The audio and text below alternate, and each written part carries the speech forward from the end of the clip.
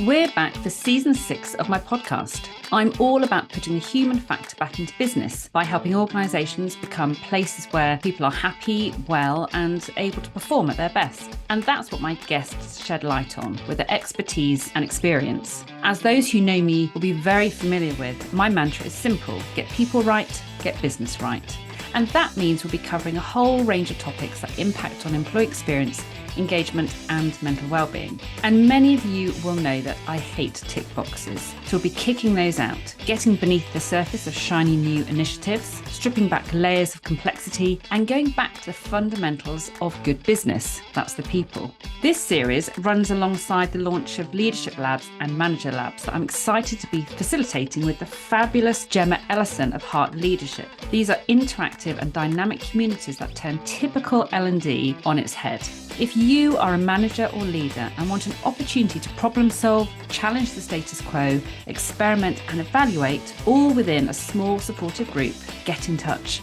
More information and contact details are in the podcast notes. I'm your host, Lisa, psychologist, psychotherapist and founder of It's Time for Change. Thank you for joining me on Beyond the Water Cooler. Welcome, Chris Chamberlain. I'm so pleased to have you here today. I know you from an event actually that John Hibbs put on. I think was that last year or was it earlier this year? I think it was early this year, but time is running away. Yeah. So John of Coefficient, and he was running an event with some people he was working with, and you were in the room, and I was like, "There's a guy I need to get to know." And actually, John, after that, came on to this podcast and talked about what companies need to find out about and tell what's really going on rather than what they really think might be going on. But before we get into the detail of what we're going to talk about today, Chris, I would love listeners to find out a little bit more about you and what you do at Mind in Guernsey, because I think for me, a lot of people I know would associate mind with individuals and mental health. Yeah. And you work in quite a different way. I'm guessing you do some of that as well, but actually a lot of the work you do is much more about supporting whole organizations. So tell us a little bit more about what it is you do in Mind, and also what Mind does more widely. So I came here 3 years ago almost now. It's my anniversary, probably a couple of weeks back. So I actually came, and we'll talk about this more, I suppose, in a bit more detail in a bit. But I came 3 years ago as to develop coaching, and my real sort of love really is workplace training around mental health and well-being in the workplace. And that quickly moved from there to moving up into a management role. So basically I oversee the workplace now. So I set the targets and operational sort of targets and strategy around what we're trying to achieve there. And we are pretty prominent in the market here in Guernsey with that. We're probably leaders for the training. We have a completely different view on it in terms of we want to challenge the norm, which is a lot of well-being washing that's going on in the workplace. So we build our products and our strategies around supporting workplaces, creating a great environment, and developing management and leadership to empower them to take it on. We don't want to own it. We need to make a certain amount of money, but we don't need to make any money. So we go into workplaces, and we do a lot of work with them to develop platforms and offer them training and advice. On the flip side of that, I oversee the therapy service here, which is one-to-one. So we have a fully fledged therapy service where people can come in. They're not in their best place, and they'll come and see a referral coach, and basically we create a wellbeing plan. from all the therapies we have under our banner here, which is anything from psychotherapy to equine therapy, which is working with horses. So Wow. we're very creative in where someone is in their life cycle and what meets their needs. So we're so far-fetched from clinical. It's more about listening to that person, understanding what they need at that point in time. And then the flip side, the other side of that, which I oversee, is the events and campaigns, so awareness and just general sort of fundraising to keep our lovely third sector. I don't like calling it third sector. We're a professional set of people. Not saying third sector aren't, but I treat it like an organisation. To keep all that therapy service running, because we see about 400 to 500 people a year. We get 11 people that would like to see us in a week, but we can't manage that. And interestingly, 75% of the people that come and see us are employed. So there's a stat for you. There's quite staggering stats, actually, just in terms of sort of the numbers who want to see you, who do get to see you. I think also that's really interesting, that just challenging that perception. So the number of people who come see who are employed, and what people might think are the typical people who would go and need to seek support and advice. That whole bit about language and perceptions, you challenging the term third sector, and it doesn't quite sit right. And if you say that what people think, and actually you like it to be thought of as something different. And I think that's one of the things I really like about you, Chris, is your real awareness around language and perceptions and how that impacts on people's expectations and beliefs and so on. I know when I heard you speaking in the room the first time I met you, and actually what you've just said all about sort of being sustainable, you're not going in and taking over, you're about empowering and enabling other people, and about challenging and not just accepting the norms and meeting people's needs and so on. We absolutely talk the same language. And when that, it just kind of really clicks and it really resonates. And I know from talking with you about I don't know, just resources and how the kind of practical support you want to offer people, organizations. We've talked about some of the sort of the anxiety team framework discussion resources that I produce and that sort of thing. Like, actually, if we just tweaked it a bit like this, or if you could just do that to it, it'll make it even better. And you've got your finger on the pulse in terms of what people need that's practical to make a real difference, rather than always just talking about the stuff. Yeah, well, I think it just comes from where I think I was and where I was probably treated. I think that's that. I'm not an academic. I was thinking about this the other day, actually. So basically, everything I've learned is through football, and then and it became or team sport, let's say, for argument's sake. And for me, I'm a visual learner, as many of us are, but it's all about patterns for me. I really like patterns of play. When you think about when you put in a password, you're not actually putting in numbers, you're putting in the pattern. And I think for me that's something that I try and create, because I think it's easier for us as humans to look at patterns as opposed to just words and numbers, because they can cross over and mix, and there's so many numbers and letters in the world already that I try and make life easier for everything, for me and the people I work with, basically through some of that.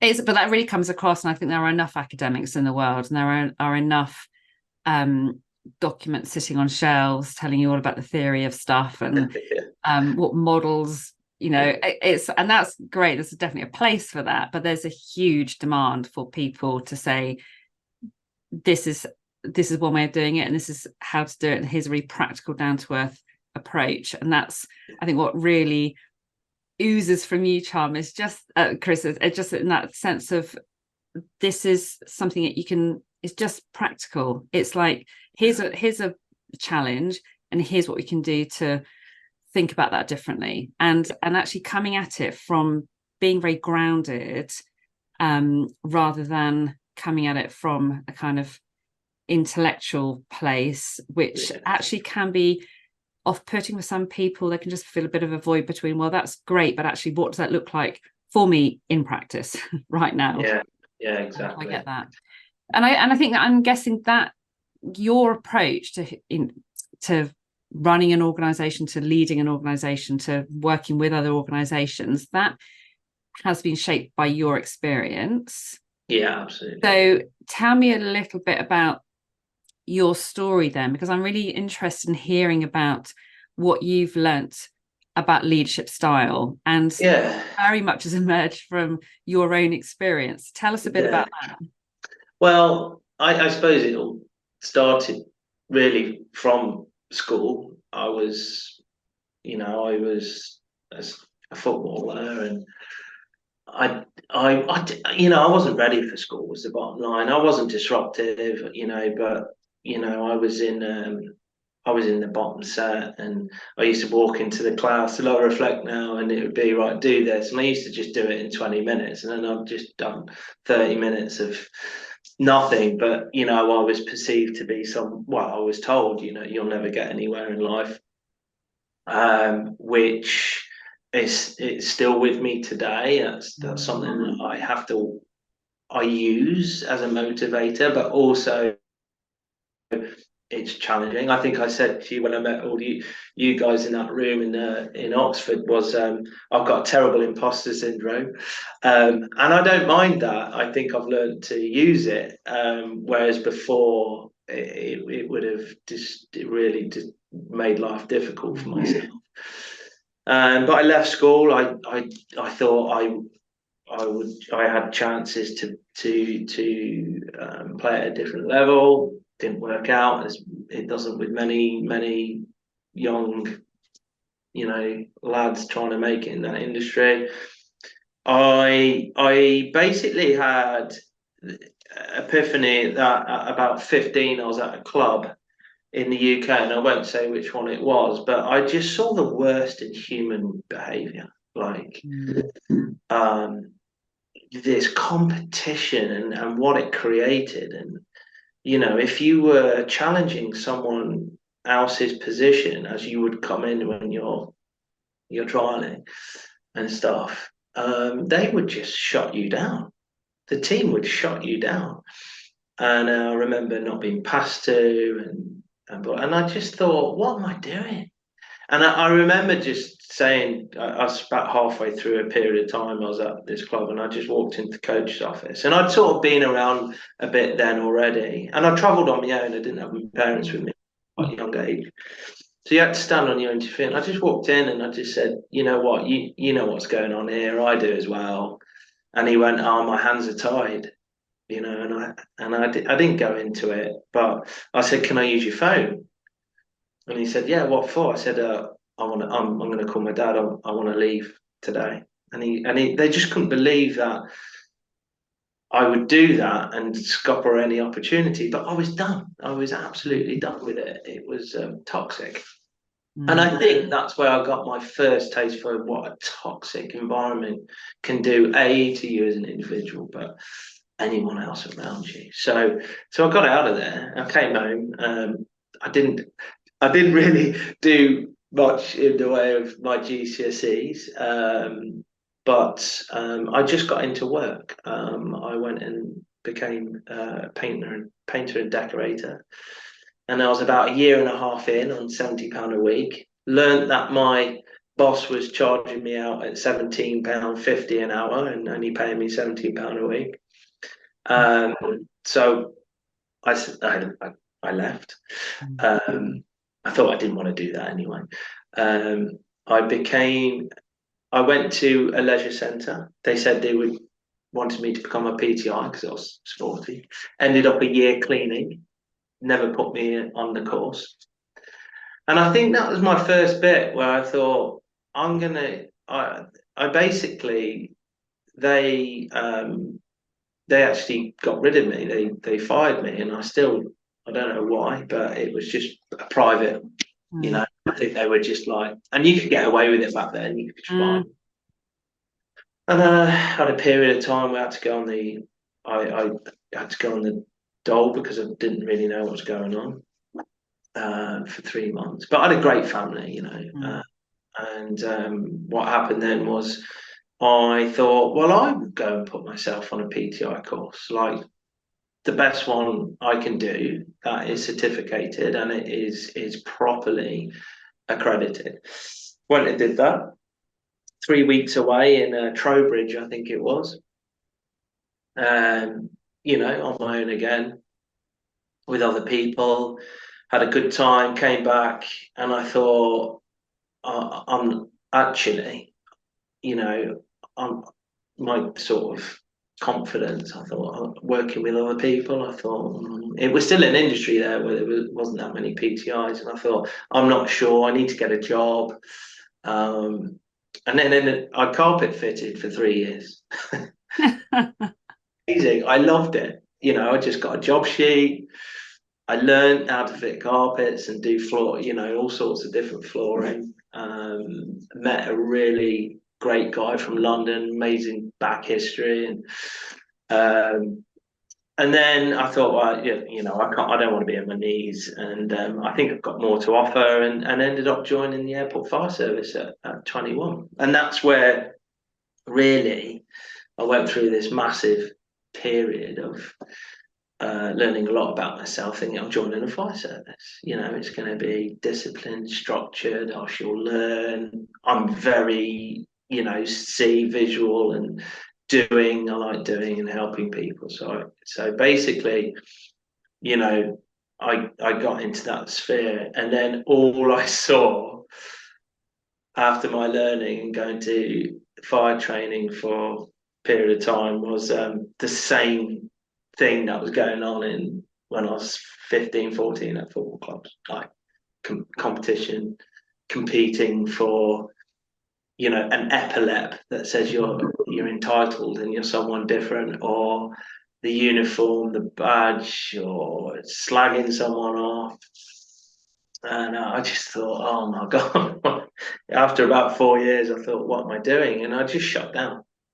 I just shut down because I had a mortgage, I had children. You know, I didn't have the credentials, and I was part of the airport fire service. And you know, you're basically ridiculed. You're a plastic fireman. You know, you'll never see a fire and all that sort of stuff. But it was still a job, and it was still an important job that you had to work at.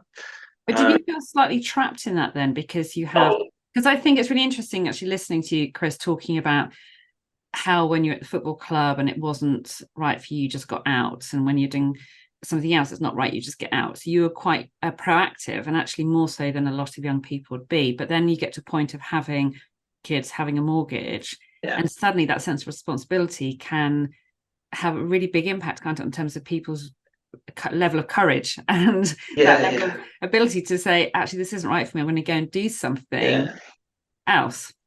Yeah, I think I was really in conflict with myself at that point in time. I had quite a serious knee injury about 22. And although I wasn't playing football, I was playing at the highest level in Guernsey, so playing for my island and going away to the UK and playing that. It all stopped at 22. So I lost my what I thought was my purpose. Yeah. That came easy to me, but now I look back, I don't actually love football. I don't actually. But I lost my purpose, and there was about a 10-year period in my life where it was challenging. You know, I had this workplace situation. I was a dad at 19. I had all these, you know, doubts. You know, and what it's interesting is I had a load of people around me because I was wanted. I always say this: I was wanted. You know, when you're in a club or you're part of Guernsey, or you know, you got people that know you through football. You don't really know them, but they've seen you, they watch you. Is, you know, I'll never forget it. I had my knee operated on, and I thought I had, you know, loads teammates and friends as I'm lying in hospital with my knee on this contraption after reconstruction, did anyone come and see me and ask how I was? Nope. Mm, No. And it suddenly dawned on me then, like, well, this is the environment that wasn't me. mm, Anyway, I rehabbed because that's all I knew, and I tried to get back. And then something happened, and then I just thought, I'll give up. I knocked football on the head, and I got called, like, you're a waste, and all of the things that people mm, say, and I thought, this is amateur football. What are you on about? It's not a career. It's not. mm, It's not. So that was a difficult, and I went through a 10-year period when I was at the fire service when I really was learning a lot about myself, but at the same time, it was quite dark at times. And I don't mind admitting it. I had suicidal thoughts, and I had a house, a good job, I had children, I had, so, when I reflect on it, you think, oh, where does that come from? And obviously, I know more about that now than ever, but yeah, I felt trapped. I thought there was probably a 5 6 year period where I was trapped. Golden handcuffs. It wasn't that much money, but it's the same thing, right? I had a job. It paid well, and I had a family.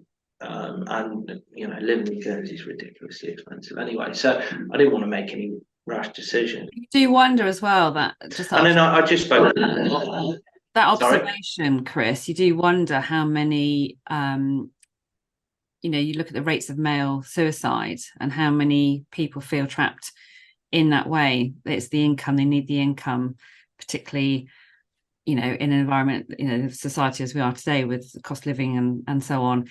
Actually, how many people just get to that point of breaking because they can't walk away from it. So how did you turn it around? Because I know you talked to me before Yeah. about you became commander, or I'm not sure the correct Yeah. terminology, but you managed to take yourself Yeah. to a place of kind of trying to have more influence, I guess. Yeah, I think you got to make a choice, right? And said, like, I don't want to just avoid by running away. So I had a choice to make, and I sat down and I thought, right, Chris, you either step up or step away. Mm, Um, it's too easy at times to step away until you've really challenged yourself. So I thought, right, and it was my mum. My mum went, Chris, you've got a lot to offer. You just haven't realised it yet. So I thought, right, fine. I'm going to step up at the airport fire service and try and go through the rank structure, um, and applied for an acting crew commander job and got that. There was really poor learning and development, but I think through the way I am just tactically and the way my brain works, I see pictures. So if there's an engine fire, I can sort of look at resources and what I've got and how you apply them and how. mm, So technically, I became quite competent, and then a natural step for me was then to go to crew commander, and then I got that pretty quickly. And I think that was because of the way I conducted myself. I don't judge. I don't get involved in conversations that are detrimental to me and the people around me. So then I think that was my, I suppose, natural leadership style is and learnt mm, reflection that if I'm involved in something and I move up into that leadership role, that will stay with me forever. mm, So it doesn't, and I'll have to work harder than just being honest and fair. Uh, mm, moving up, and I'll have a greater sort of influence on the way people look at me. mm, So I sort of clocked onto that quite early doors, and I learned that in the bus, like an 18-year-old with a banter flying around at football. Thought, I don't want to be involved in this, and because it is not, it's not banter. It's basically bullying, but men call it banter. but But that is also a really good skill that a lot of people don't have. I mean, you learnt that at 18. there are a lot of 48-year-olds that don't have that in that terms of awareness of what's going around them and the impact that has on people, and that ability to make the decision to stand away from the crowd and kind of not join the social norms of, I'm expected to be part of this group, and to turn your back on that. That takes quite a lot of sort of self-awareness, but and a sense of resilience and just courage to be able to almost go in your own direction. Yeah, it is courage looking back at it, but it's scary because you're also then isolating yourself from. I always say negative's easier to win than positive, because it's easier just to resist, because there's so many people that just jump on the bandwagon of what they perceive negative to be. And I think, and that's why I've always been, you've got to stay strong with positivity, because it will shine through in the end if you don't allow the majority of the negative to come through. And I suppose I've taken that with me, and it's challenging. And being at the airport, moving up into that sort of crew commander role, so you're basically become charge of a small crew split between another crew commander depending on the role. And I got in there, on reflection, I thought, I'm technically sound at this job, but there was something gnawing away at me that I wasn't. Something wasn't quite right, and I couldn't put my finger on it. And then it just suddenly dawned on me, I think, you think about my job at the airport, 75% of it is off the incident ground, it's off the training ground. And it requires a whole different skill set. So that was starting to filter through. And then I think there was a job, I can't quite remember the time period, so it was a little while back now, probably 8 years ago, 10 years ago. And I thought, I want to go to watch manager level, which was station manager, where they moved basically you're in charge of a watch, and you do incident command. I went for the job, and what I realised was that at that point, a crew commander, I think it might have been before that, was I don't have the skills to manage people outside of the incident command structure. I don't have that skill set. And I was honest about it in my interview. And I said, I think that's an area we need to develop to create a more harmonious working environment, because you can't bring incident command into a situation which requires a bit more delicacy or a different management style. But then I didn't really understand it either. And anyway, I didn't get the job. Someone else got it, I was told that I was too young and the other person had more time in, and he was older.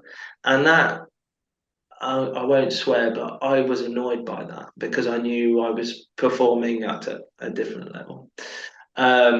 So I thought, well, I'm not. You go through this cycle of 2 weeks of pain and beating yourself, and I thought, no. What can you do to prove them wrong?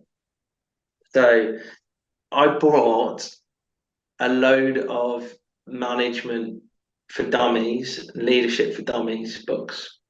I just started reading, and it just started fitting in. And then I bought Terry Lee's 10 Habits of Effective Leadership or whatever. And I remember reading on holiday, and Terry Lee's the Tesco guy. And it's just like basic, it's so simple. But what I loved about that book was he also made some glaring mistakes, like going into Thailand and didn't get the culture. And it was like, yeah, of course, you got to understand where you're going, the environment, what the social norms are in that place you're visiting, whether it's Guernsey, Jersey, Newcastle, or wherever, right? So then I sort of went back and I started to think about workplace, and I thought we've got it all wrong here. Our learning and development for our crew commanders moving up is that we need, but here's the basic, here's the easy bit, the technical part, the incident command, the managing crews. We don't do enough of this, so I basically put it all together and said we would benefit from this.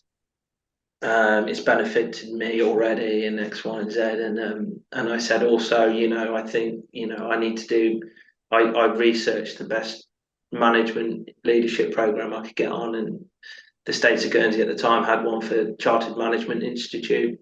So I asked if I'd go on that. So I was really proactive. I wrote an email and said I'd like to improve my learning and development, and they basically replied saying, "We don't need that here. We're incident commanders. You've already got all that."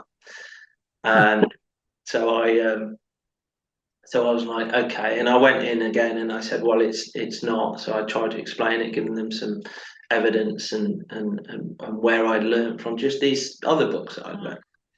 And again, pushed back. But I don't think I was pushed back because they didn't think it was the right thing. I think they pushed back because it was fear. I think I was challenging a institutionalized, uniformed, and we'll go into this in a bit, I suppose. But so I had to write, and I don't like doing this, but I thought I'm going to go above them. And I wrote to someone, and he said, "Leave it with me, and I'll put your name forward." But unfortunately, before that, a couple of people in our higher than me at that point decided to go on the course before, which I didn't know anything about, which was the diploma in management leadership, and they completely flunked it, didn't turn up. So the States of Guernsey went, we're not really keen because it's a lot of money and there's only 12 places per year. And so I basically said, look, I understand. And I always treat these situations with an absolute coming from their perspective. I didn't get upset about it. I said, well, that's I completely understand. I don't model myself on these people, but if there's not a place available, then that's absolutely fine. I'll pay for it myself. I thought I'll just do it myself. I know where to go now. I'll just pay for it myself. Anyway, cut long story short, two people dropped out. I didn't get on it, and Lisa, who I've poached from, Lisa Ringwell from States of Guernsey, she works for us now, said, "There's this place. Do you want to go on it?" So I did it, but ironically, the person that said we didn't need that, who was our training coordinator, station manager, decided to put himself on it too. That was interesting because he was adamant that we didn't need to do it, and quite old school. But I wasn't going on it. I mean, even if he took 10% from it, it's good, right? So I did this course. I've never written an essay in my life. Scared. Honestly, I was scared of because school just was tough for me. But I worked really hard. I got through it. I learned a lot, and this is where I took that learning. I took that learning, and in particular, the situational leadership. I learned. Thing is, it wasn't as difficult as I thought it was, Lisa, because all the books I'd read, where were all those theories come from?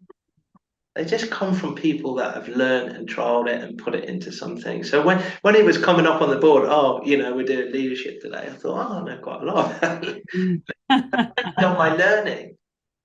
So the modules were actually okay.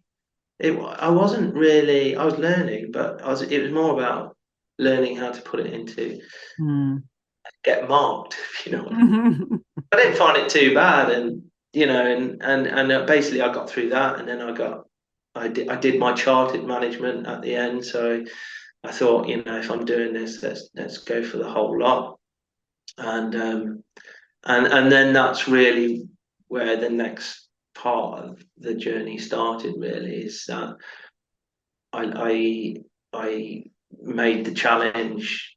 People then were starting to look below me and say, well, this is great. We need to start thinking about how we introduce this into our learning and development.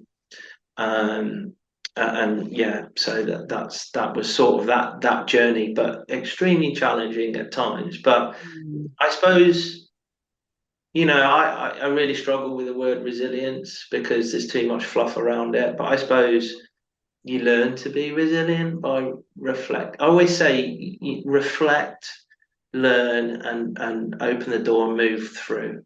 That's resilience for me.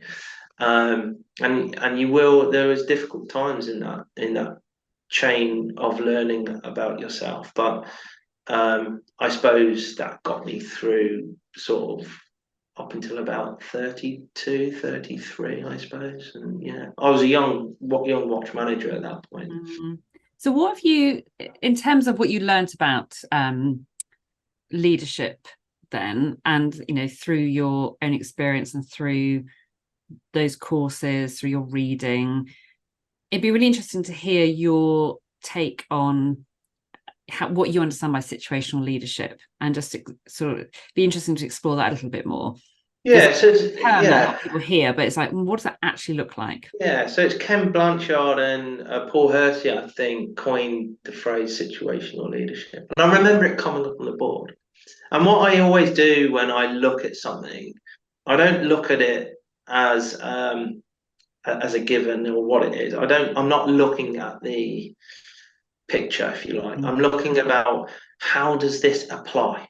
That's my how my brain works. How does it affect the people I work with? How does it affect me? How can you link it to the situation and the environment? So I looked at this and I applied it to a cycle of my cycle of where was I when I got promoted? I used to have lots of knowledge as a firefighter, but when I get promoted, I go right back to the bottom and I've got none. And this is situational. So I needed mentoring. I didn't need the coaching bit. I didn't get coaching anyway because no one did that in my place.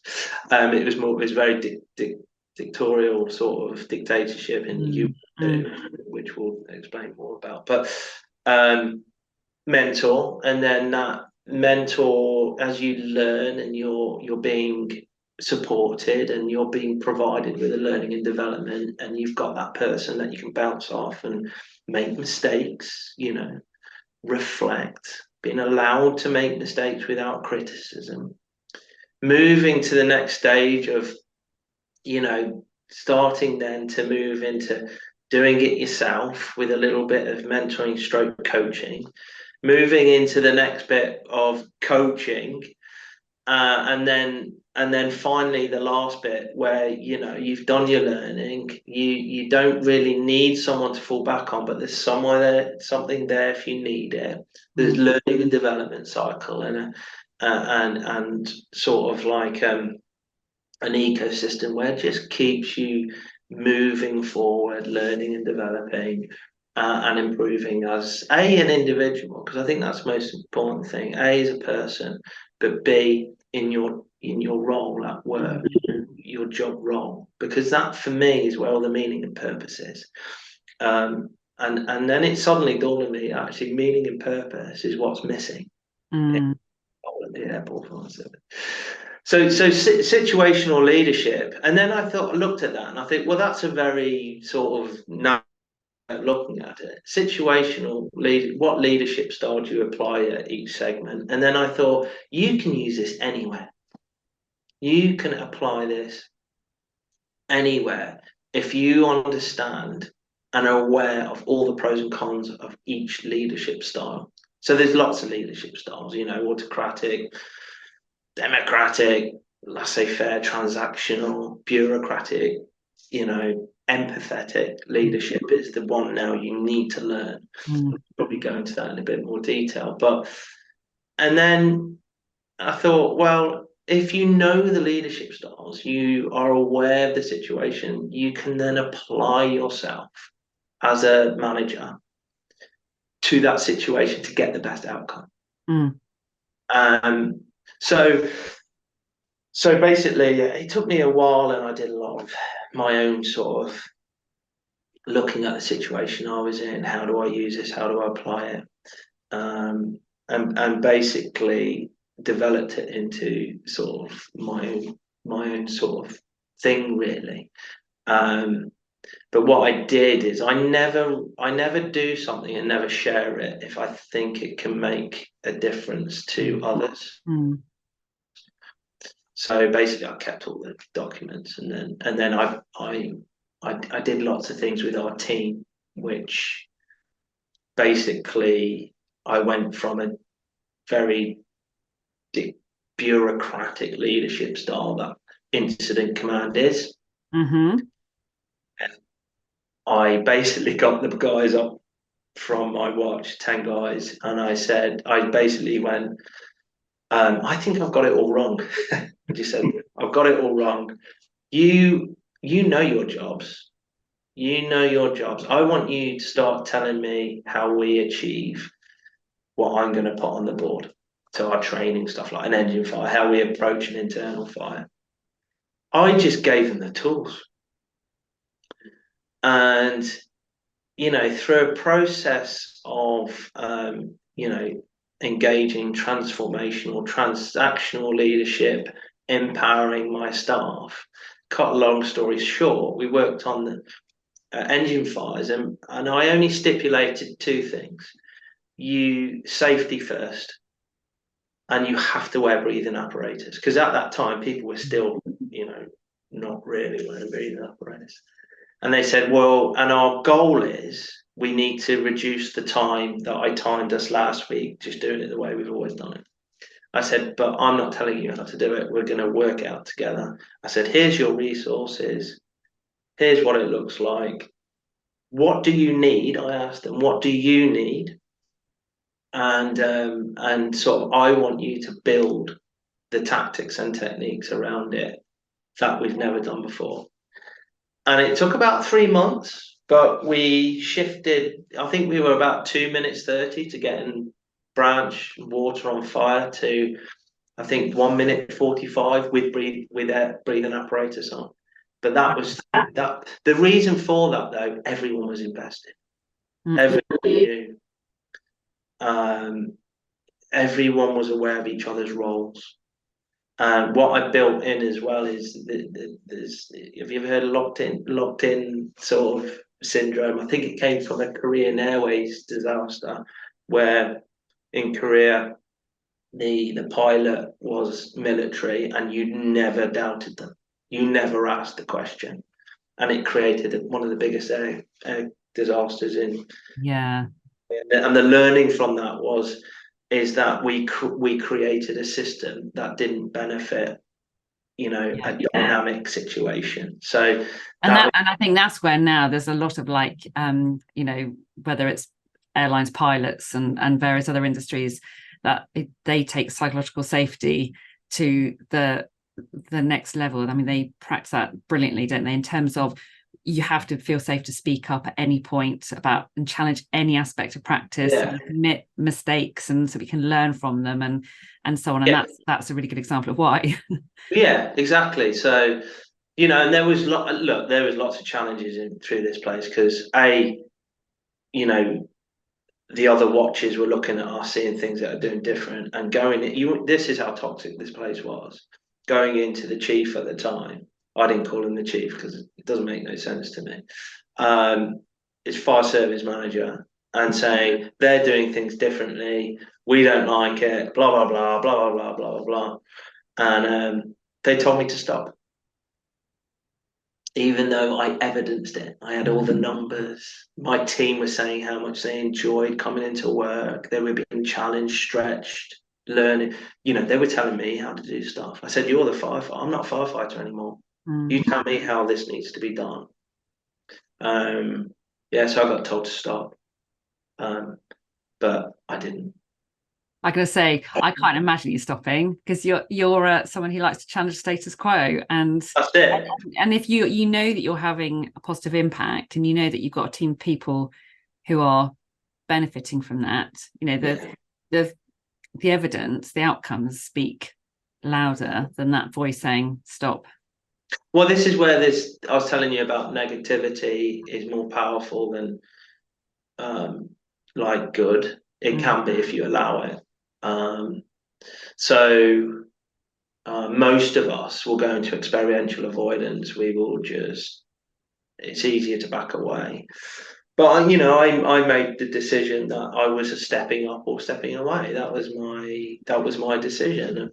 Before I even got to this part, and there was a lot of learning. One thing I did learn is that I in one of my interviews I spoke about who I was and my learning, and they said to me, I'll never forget it.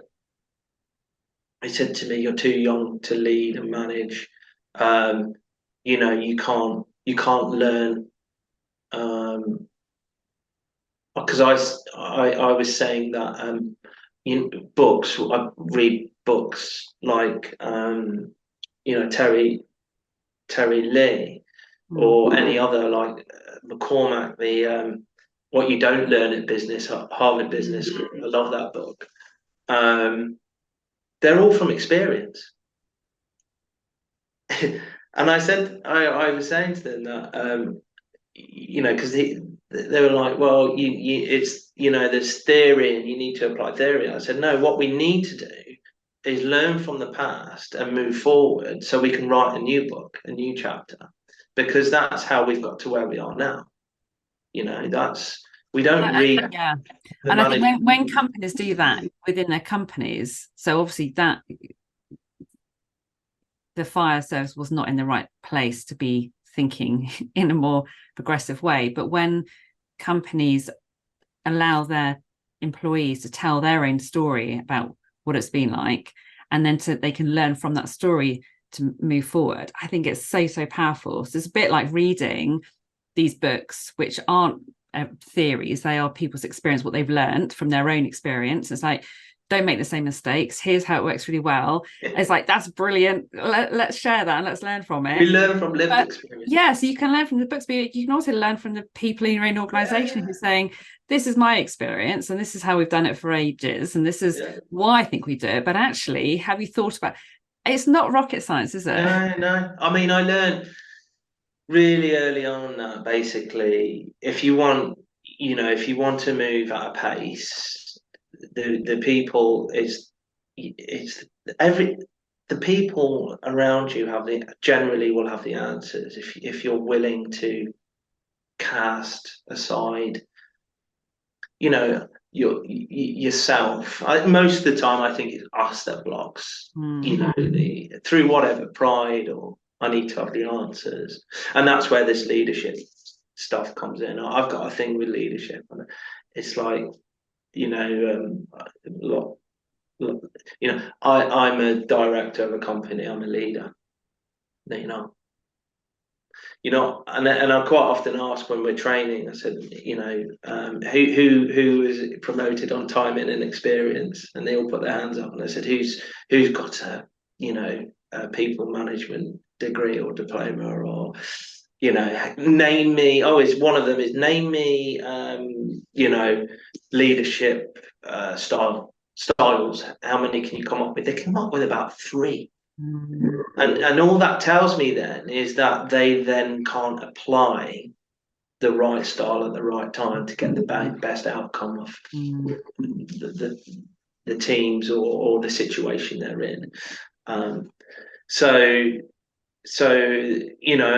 there's just so much learning that you can do to be a better manager. And I think my thing was always to be the best manager I can be.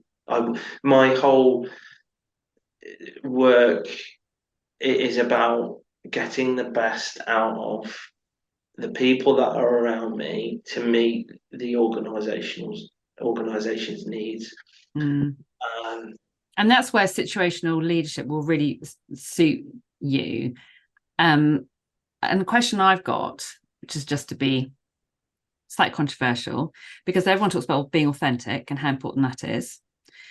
And situational leadership is about that awareness of having to change your leadership style depending on who you're engaging with, what the context is, and so on, and just being very aware of what's needed of you.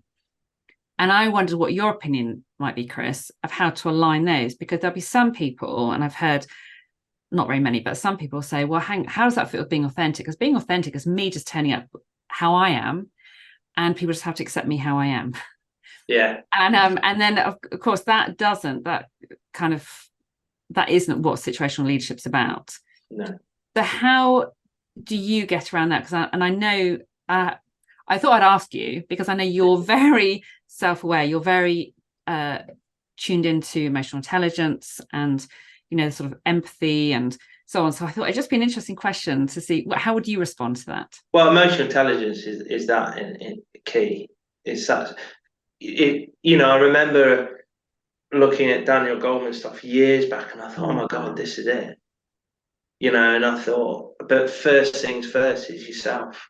And I work with lots of clients, and I always say, what about you? Talking about everyone else. So it is challenging, and that's why you have to be really comfortable with you. You have to. We all have stuff, we all would have been through. You can't go through life without having adversity. It's not. What's really important is to lay bare the stuff you might be holding on to, because it will restrict you when you need to apply yourself in a situation, because you might bring that side where I don't know about you, but I always know when someone's not their authentic self. And I'm a true believer that they do too. I think they're in conflict with their value system, and you'll know about that sort of stuff. I'm a firm believer that through my learning and what I've done over the years, is that if you don't bring your authentic self, people will know anyway. So what we're creating is a fallacy, and people know that it's a fallacy. I use the word fraud quite a lot. I don't want to be what I want. So it is challenging, but there's a difference. And the difference is this. It's self-care is the bottom line. If I'm coming into work and I'm not in the best place, it will impact the people, my work, and everyone else around me. I can't just put on a game face. There are times, there is a difference between, I can do that at home, right? Because that's my family. So it is important for managing leaders to have boundaries. And I think the difference is that you have to be in tune to yourself, what's going on for you right now, and the environment. And I always say to people that the real ability in great leadership is their ability to pause. Absolutely. So and that's that in tune with yourself. So if I feel, for example, that I'm getting quite anxious about someone that's challenged me, I don't respond. But to say, can you give me 10 minutes just to finish up what I'm doing, and then come back in and let's have a chat? Because what it does is it gives me the space and time just to ground myself, understand what's going on, and then have a proper conversation. And I don't think, and the problem in these busy work environments, we quite often say we don't have the time for this, but and then I have to think about what I'm bringing to that conversation, in terms of, at times you want to bring your authentic self, but sometimes you have to draw on your experience and bring in something that's going to help that situation, as opposed to reacting just blindly and or being too authentic, because it is the workplace. It's different from home, right? Absolutely. And I think those boundaries are really important, because I think being authentic, it does not mean I can just go in to work and I can be I can swear lots, and I can be very prejudiced, and I can, that there are professional boundaries, so we still have to stick to those. But it's about understanding what authenticity really means, and I think being self-aware, and I like what you said about being able to engage with that. So, for example, being able to pause, and you're engaging your kind of logical, rational, intelligent brain rather than an emotional response, and also just being able to communicate to other people that actually, if you're having an off day or something, that's fine because you're human. So you can bring your authentic self within professional boundaries, but you can still apply yourself in different contexts that require something different of you. So, and that might be a particular context, or that might be a particular environment, or in particular individuals. So some individuals, I'm guessing, might need more direction from you. Some individuals might need you just to sit back and observe and congratulate. It's about being aware of what's required of you in different situations at different times, but still being able to show up and say, I'm in great form today, or I'm not feeling myself. Yeah. Well, part of that learning for me I basically thought I need to be better at the coaching part. So I went and did a 5-day coaching program. Not the high level stuff. I needed to learn more about how I listen, active listening, and I learned so much that I wasn't actually a very good listener. But and this is this part again, isn't it? We will be stretched and challenged all the time. But you must be self-aware about and that self-regulation. I think it's one of the most important aspects of management leadership. It is because you're taking care of you, and I think it's very most people I meet that have got themselves into a bit of a state is they give to everyone else but stop caring about themselves, and it's because it's easier, right? I mean, it's just it's default mode. It's like, well, let's not think about me. Let's and the problem is within the workplaces is when this happens a lot, and or I need to portray myself in a light because I want to be like that person above me who emails at 8 o'clock at night, and then I've got, in these situations that occur, and they go, "Oh, that's leadership then. That you work long hours and you email at 8 or 9 at night." It's not. It's a fallacy. It's never been written in policy. I call it the unintentional culture. That's all we've created. I as a leader, I never email past 5 o'clock at night. I don't reply. Yeah. And what I've created is not a perception of I don't do anything. It's everybody knows when they can get a hold of me. So their expectations have switched. Yeah. It's not that if I emailed at 8 and then I don't reply because I usually do it, then their expectations are, well, he should. So you create your own expectations, you create your own cultures, you create unintentional, unhealthy habits. And and we're all busy at times in our life. And I've just sent something out on LinkedIn about we're learning now that always on and being busy affects our emotional intelligence. Well, yeah, it's like I read these things and I go, well, yeah, it's a no-brainer, but we have to research it to tell ourselves that, because at the end of the day, when I go home to be present with the people I love and care about. Why should it's completely unfair that workplaces are not allowing that to happen, but they want the best of you when you come into your workplace. It's like, Have it all. Yeah. So what would you say? I'm aware of time, Chris. What would you say? Because I've got so many more things I want to ask. But if I'm going to think about the last couple of questions I'd like to explore, what would you say that a couple of the main advantages do you think of situational leadership?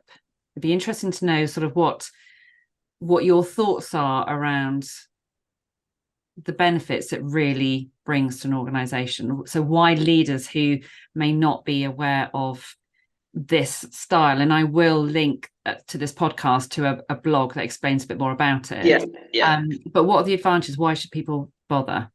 For me, the biggest thing is well, there's a few things really. It allows you to flex and adjust according to what's in front of you. So you're able to move at speed with people that can help you do it. So you don't sit on your own.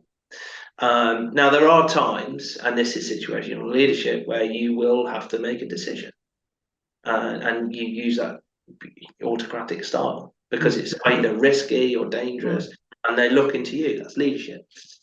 So you'll have to do that. So it teaches you to really pause before diving in. So I always ask myself the question, because I've just got into the habit of it. Okay, what do I need to leadership style do I need to apply here to get the best outcome? Or what will help with this? How can I? And sometimes I have to do it and make some things that people don't want us to do. I have to say, no, we're not doing that. I see their face. But it's not aligned to our operational plan, and we're super busy as it is. So I'm sort of protecting them at the same time. And it always comes back that, actually that was, pretty good decision, because most of the time it's about the team making a decision. You're instilling an intentional culture that creates a better working environment. You are giving over leadership skills without even knowing it. You're promoting the right behaviours in your organisation, and I think this is one of the most underrated thing is organisations are learning and teaching all the time. They're quite often not promoting the right behaviours because they've either promoted the poor behaviours, i.e. someone that's quite toxic, into a leadership position. And as soon as you do that, you say, okay, so that's the way I've got to act. I've got to walk all over people and I'll get a promotion. And so you've got to go really deep with this stuff for organisations. You've got to look at your onboarding, your roles and procedures. You've got to go quite deep. And that's where we go when we go into workplaces. It builds real meaningful connections. Great communication comes from this. And maybe one of the most important things that I learned is I want to take a person from being independent to dependent on people, and then we move them to interdependence as Stephen Covey's 7 habits. That's truly where we're taking people and teams, are interdependence, where I can do it myself, but I also work with my team to get the best. And then just performance, ensuring learning and development at the right time for that person, and in their career pathway. Every time someone's promoted, just whether you're very confident of yourself, you've always been promoted to the least of your ability. The way I look at it, and I'm okay with that then. So in my mind, I've prepared myself that I need to learn more, I need to develop. And what we always ask companies is, what's your onboarding procedure like for managers, directors? And they generally don't have any, because it's all around technical. But then when they get promoted to manager, they go, oh, by the way, you're managing 8 people. And there's a lot of neurodiversity in the workplace, right? So that person might have been a better person sort of on their own, and there's nothing wrong with that. It's just you're creating a situation. So are there any disadvantages? Yeah, there's disadvantages. In my view, if you use it correctly, there's very little. The disadvantage to all these things, and when I was writing my sort of papers on it, the disadvantages are there's an element of time where you've got to set aside for yourself for self-development, and some people just see that as too challenging in the workplace environment. But the argument is, well, if you've got no time to self-develop in your working time, then then you're not going to grow. So that is a challenge, and I guarantee you'll fail. Mm. You'll fail at the start. And if you read John Marquette, I think Turn the Ship Around, he'll tell you how he failed. Failed for a year. He was, and now his leadership program is the bedrock of the submarine, U.S. Submarine Corps, I think, or whatever that is. Okay. But he failed at the start, and it was one person that believed in him that said, "I want you to go to our lowest performing submarine," and he turned it around within 6 months because of basically the style that I used as well. And I learned a lot from this guy, that. So, and that was the quickest. He went from the poorest performing nuclear sub to the highest performing in 6 months, something like that. But it was all around his style and what he brought. And I think that whole sense of expecting to fail and knowing that if you're doing something new and you're stepping outside of, your comfort zone and you're trying new things, not only is it your own expectations and experience that you're bringing to it, but what everyone else is expecting of you, you cannot succeed the first time. And I think for me, one of the disadvantages of somewhat an individual saying, right, I want to change my leadership style, I want to be sort of a more of a situational type leader. Actually, if you're not in the right environment that's going to support that and back you and look at how that fits in with the wider organization, then you could be setting yourself up to fail more than you might in a different organization where they're embracing it. So there are some quite tricky conversations to have. And I think, but that comes back to that level of self-awareness when you pause and say, am I in the right environment for me to be able to practice a style of leadership that is authentic and feels good for me, and I know makes the biggest difference to other people. So, I applied this. I had lots of challenges. I was ostracized by two watches and senior management, and then people started coming on to our watch and overtime, enjoying it and loving it. It wasn't just training, right? It was the fire. We had to maintain stuff, and I'll never forget it. Where it changed was a company come over from the UK, and they look after the fire vehicles, with quite specialist vehicles, and they said, "Whose is this vehicle? It's the cleanest out of all of them." That was done through transactional leadership. That was done through they created their cleaning process for it, and the bottom line, and also what standards we held ourselves to. So if someone stepped out of line, we could easily manage it. But it slowly changed. But what happened is COVID basically hit, and I bet I did. There was a reason for all this.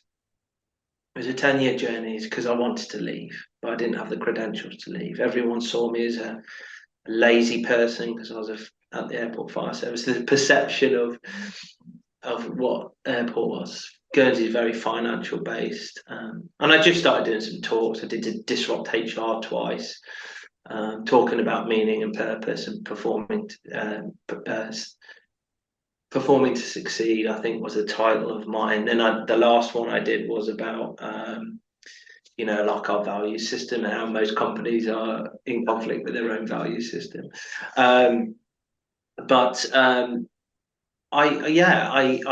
I was really anxious. I got to a place where I didn't want to go to work, and it was my wife saw it on LinkedIn. Their Mind were looking for a coach and a training officer, and I just came in and I'd got Mind up into the airport fire service because I was trying to do more for our staff's welfare and mental health. And then I walked in and they just went because they just knew that I was sort of and men in this industry, not many of us. I'm the only guy in. They just like But I said, look, I can do both of these jobs because I needed a certain wage. And then I left, and it was like, oh my god, I've gone. And I can honestly say, I'm happier. My life at home is different. I don't have to put up with quite negative. And I'm very fortunate to have been out there. But the bottom line is I couldn't have done it unless I didn't look outwards all the time. There was a period in my life, that 4-year period, where I was always looking at other people to support me, and I started looking inwards. And I think that was the trick for me, is that I stopped relying on others and relied on myself, because it was in there. I just needed to get it out. Yeah, I like that. So what would be your key takeaway if I was going to ask you for one piece of advice to say, anyone listening to this to think about their leadership style, what would be your piece of advice? Um, Go and you know what? Go and look at all of the leadership styles and look at the pros and cons. Start looking at that transact. If you've got something where you're building something, look at that transactional leadership style or the transformational one, and how you as a management leader then bring in the task and the people, and just apply it, and watch it grow. Mm. But it's all around. Really, it is around that self-development. You've got to go away, and this is what I always say when people come in and I do coaching. How much do you want it? It's below a 7 out of 10. I say, well, we're going to need to do a bit more work on what you really want, because if you want to be the best you can be, then you've really got to go out there. Also, ask your organisation. Go and say, I want to learn more about emotional intelligence, leadership, or management. We've spoken about it. Managers are left in this void. They don't get enough.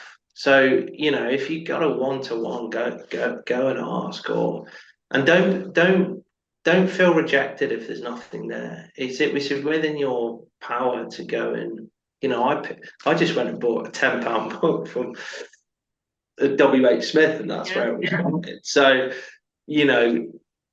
there's some just great stuff out there, and I would say just believe. But if you want to do better, just believe in yourself and care. I think one of the most important things is care about yourself, and care about the others around you, and you will get it back in spades. When you do that. That's the bit about being human, isn't it? That's why I always talk about putting the human back into business. Chris, we've got to stop, unfortunately, because time is running away. There's so much more I'd like to ask you, but I can't. So there's time for one more question, which is from another guest of mine, Olivia Sharp. I'm ready for this, but I'm not sure what's coming. So she's from Eton Bridge Partners, and she's got a lovely question for you, which is simply this: what are you brilliant at? It's strange you asked that question. I don't know.